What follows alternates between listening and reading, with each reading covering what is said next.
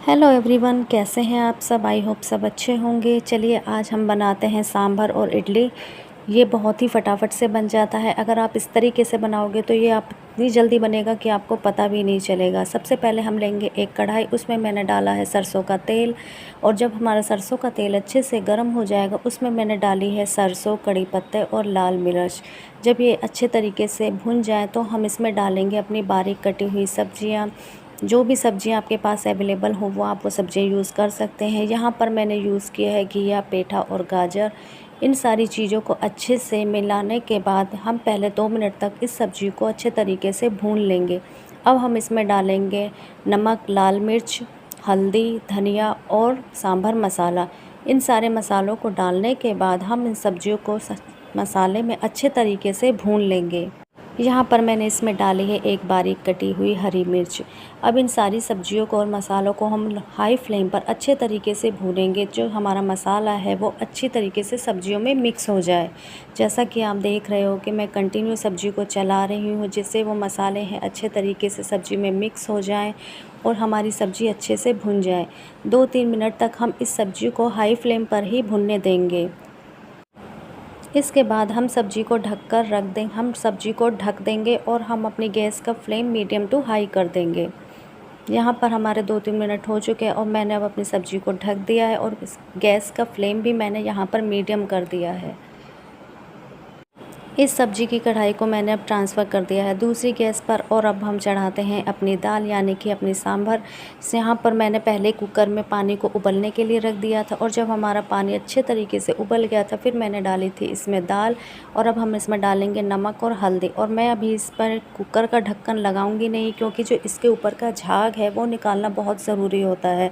इसलिए मैं पहले वो ऊपर का झाग निकालूंगी, उसके बाद मैं इस कुकर का ढक्कन लगाऊंगी और इसमें 2-3 सीटी आने तक इस गैस को मीडियम फ्लेम पर चलने दूंगी।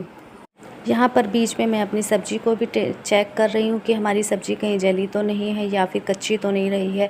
सब्ज़ी को मैंने देखा है तो वो बहुत ही अच्छे तरीके से भुन गई है और वो बहुत अच्छे तरीके से पक गई है। अब मैंने डाला है इसमें इमली का पानी, जिसका मैंने पहले से ही इमली को भिगो कर रख दिया था और उसका सारा इमली का पानी निकाल दिया था छान कर। और अब हम इस पानी को अच्छे तरीके से इस सब्ज़ी में अच्छे तरीके से मिलाते रहेंगे, ताकि जो वो पानी है वो अच्छे से मिक्स हो जाए सब्ज़ी में और हमारे सांभर में बहुत ही अच्छा सा खट्टापन आ जाए। और अब मैं इस सब्ज़ी को 2-3 मिनट के लिए ढककर पकने दूंगी। यहाँ पर जो हमारी सब्ज़ी है वो भी बनकर पककर बिल्कुल अच्छे तरीके से तैयार हो गई है। और अब देखिए हमारी जो दाल है वो भी बिल्कुल बनकर तैयार हो गई है। यहाँ पर देखिए हमारी दोनों चीज़ एक साथ बनकर तैयार हो गई। अगर मैं पहले दाल को बनाती और उसके बाद में सब्ज़ी को बनाती तो उसमें हमें ज़्यादा टाइम लगता, लेकिन इस तरीके से आप बनाएंगे तो टाइम बहुत ही जल्दी सब्ज़ी बन जाती है। मैंने अपने सांभर को कुकर में से एक पतीले में ट्रांसफ़र कर लिया था, क्योंकि मुझे लग रहा था कि शायद वो कुकर में आएगा नहीं, इसलिए मैंने पतीले में उस सांभर को ट्रांसफ़र कर लिया था। अब हम तैयार करते हैं इडली का पेस्ट। मैं ये जो इडली है सूजी से बना रही हूँ, तो यहाँ पर मैंने ली है एक बड़ी कटोरी सूजी और यहाँ पर मैंने इसमें मिलाई है लस्सी।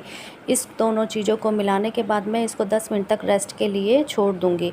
जितने हमारी सूजी अच्छे तरीके से अभी रेस्ट पर है, मैं इसमें डालूँगी एक तड़का। इसमें मैंने डाली है सरसों, कड़ी पत्ते और लाल मिर्च। और इस तड़के से जो इडली का टेस्ट है वो बहुत ही अच्छा आता है। आप एक बार मेरे कहने से इसको ज़रूर ट्राई कीजिएगा।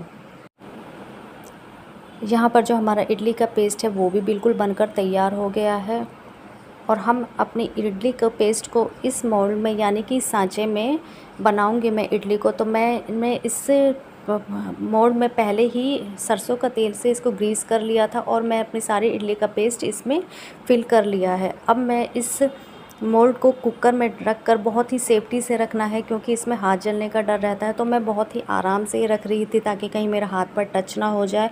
और मैं इसका अब ढक्कन लगाकर इसको 15 से 20 मिनट तक मीडियम फ्लेम पर चलने दूंगी, ताकि जो हमारी इडली है वो कच्ची ना रहे और वो अच्छे से पक जाए, एकदम फ्लफ़ी सी। 15 मिनट के बाद मैं कुकर का ढक्कन हटा कर देखती हूँ तो हमारी इडली देखिए आप कितने अच्छे तरीके से बन गई हैं, बिल्कुल फ्लफ़ी। लेकिन मैं इन इडलियों को भी ठंडा होने के बाद ही इसमें से निकालूंगी। और हमारा सांभर भी रेडी हो चुका है।